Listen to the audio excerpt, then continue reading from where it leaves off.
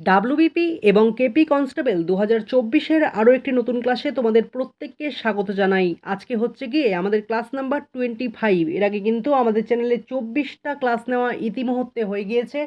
সেই ক্লাসগুলো তোমরা যারা এখনও করোনি তারা ডাইরেক্ট চ্যানেলে গিয়ে সেই ক্লাসগুলোকে করে নিও, কারণ সেই ক্লাসগুলোতে একাধিক গুরুত্বপূর্ণ টপিক নিয়ে আলোচনা করা হয়েছে।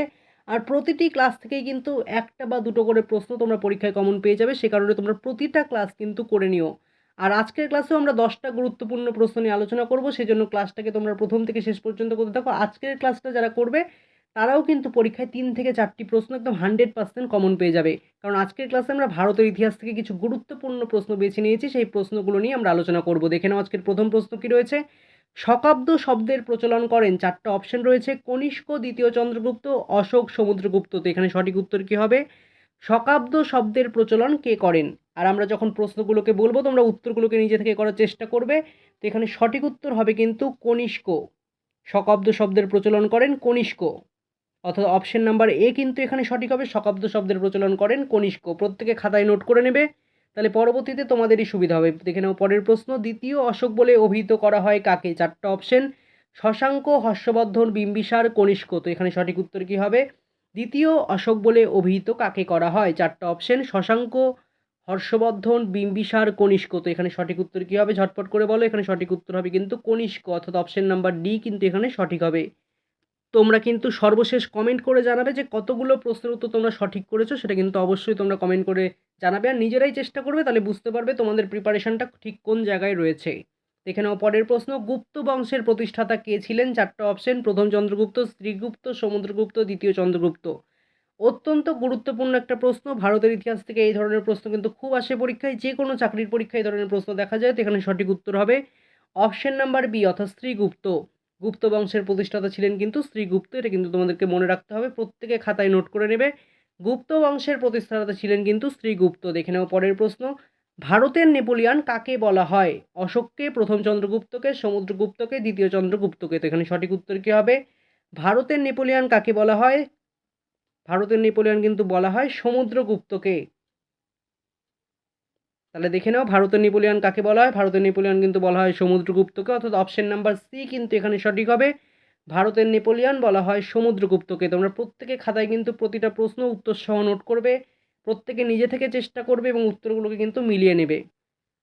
তাহলে দেখে নাও এবার পরের প্রশ্ন কী রয়েছে, অর্থাৎ 5 নম্বর প্রশ্নে বলা হচ্ছে সমুদ্রগুপ্তের সভাকবি কে ছিলেন? 4টা অপশন রয়েছে, অশ্বঘোষ, কালিদাস, হরিসেন, হিউয়েন সাং। সমুদ্রগুপ্তের সভাকবি কে ছিলেন? প্রত্যেকে নিজে থেকে চেষ্টা করো এবং কমেন্ট করে জানাও কোন অপশনটা তোমাদের সঠিক মনে হচ্ছে। সমুদ্রগুপ্তের সভাকবি কে ছিলেন? এখানে সঠিক উত্তর অপশন নাম্বার সি, অর্থাৎ হরিসেন কিন্তু এখানে সঠিক হবে।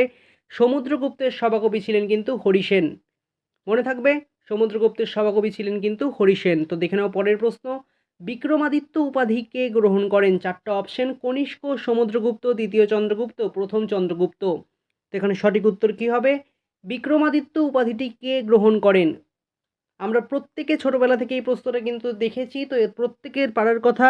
তারপরেও তোমরা দেখে নাও উত্তরটা। বিক্রমাদিত্য উপাধি গ্রহণ করেছিল কিন্তু দ্বিতীয় চন্দ্রগুপ্ত, অর্থাৎ অপশন নাম্বার সি কিন্তু এখানে সঠিক হবে। বিক্রমাদিত্য উপাধি গ্রহণ করেন দ্বিতীয় চন্দ্রগুপ্ত। তো এবারে দেখে নাও আমাদের পরের প্রশ্ন কি রয়েছে। মহাকবি কালিদাস কোন সম্রাটের রাজসভা অলঙ্কৃত করেছিলেন? সমুদ্রগুপ্ত, অশোক, প্রথম চন্দ্রগুপ্ত, দ্বিতীয় চন্দ্রগুপ্ত। তো এখানে সঠিক উত্তর কী হবে? কালিদাস কোন সম্রাটের রাজসভা অলঙ্কৃত করেছিল? তো এখানে সঠিক উত্তর হবে কিন্তু অপশন নাম্বার ডি, অর্থাৎ দ্বিতীয় চন্দ্রগুপ্ত। মহাকবি কালিদাস দ্বিতীয় চন্দ্রগুপ্তের রাজসভা কিন্তু অলঙ্কৃত করেছিল। এটা কিন্তু তোমাদেরকে মনে রাখতে হবে, এই ধরনের প্রশ্নও কিন্তু পরীক্ষায় খুব আসে। দেখে নাও পরের প্রশ্ন। বাংলার সর্বপ্রথম সার্বভৌম নরপতি কে ছিলেন? 4টা অপশন রয়েছে, হর্ষবর্ধন, দেবপাল, গোপাল, শশাঙ্ক। বাংলার সর্বপ্রথম সার্বভৌম নরপতি কে ছিলেন? এখানে সঠিক উত্তর হবে কিন্তু অপশন নাম্বার ডি। বাংলার সর্বপ্রথম সার্বভৌম নরপতি ছিলেন শশাঙ্ক। আর এই প্রশ্নটাও কিন্তু খুব গুরুত্বপূর্ণ, সে কারণে স্টার মার্ক দিয়ে কিন্তু চিহ্নিত করা হয়েছে। এই প্রশ্নটা কিন্তু পরীক্ষায় আসতেই পারে, অর্থাৎ অপশন নাম্বার ডি কিন্তু এখানে সঠিক হবে, শশাঙ্ক। বাংলার সর্বপ্রথম সার্বভৌম নরপতি কিন্তু ছিলেন শশাঙ্ক। দেখে নাও পরের প্রশ্ন। হর্ষচরিতের রচয়িতা হলেন? 4টা অপশন, হরিসেন, সন্ধ্যাকর নন্দী, কবি বাণভট্ট, কলহন। তো এখানে সঠিক উত্তর কী হবে? হর্ষচরিতের রচয়িতা কে ছিলেন? এখানে সঠিক উত্তর হবে কিন্তু বাণভট্ট। এই প্রশ্নটাও কিন্তু খুব গুরুত্বপূর্ণ। এর আগেও একটা ক্লাসে কিন্তু এই প্রশ্নটা নিয়ে আলোচনা করা হয়েছিল। হর্ষচরিতের রচয়িতা হলেন কিন্তু কবি বাণভট্ট, অর্থাৎ অপশন নাম্বার সি কিন্তু এখানে সঠিক হবে। হর্ষচরিতের রচয়িতা হলেন বাণভট্ট। দেখে নাও পরের প্রশ্ন, কৈবর্ত বিদ্রোহের নায়ক ছিলেন? চারটা অপশন, প্রথম মহিপাল, রামপাল, দিব্য, গোপাল। তো এখানে সঠিক উত্তর কি হবে? কৈবর্ত বিদ্রোহের নায়ক ছিল কিন্তু দিব্য, অর্থাৎ অপশন নাম্বার সি কিন্তু এখানে সঠিক হবে। তো এই ছিল আজকের ক্লাসটা ভালো লাগলে লাইক কমেন্ট শেয়ার করো। আর আজকে যে 10টা প্রশ্ন নিয়ে আলোচনা করা হলো সেই প্রশ্নগুলো থেকে কিন্তু 3 থেকে 4টা প্রশ্ন তোমরা পরীক্ষায় 100% কমন পেয়ে যাবে। যারা এই চ্যানেলে নতুন রয়েছে তারা চ্যানেলটাকে সাবস্ক্রাইব করে পাশে থাকা বেল আইকনে ক্লিক করে দিও এরকম ক্লাস নিয়মিত করবার জন্য।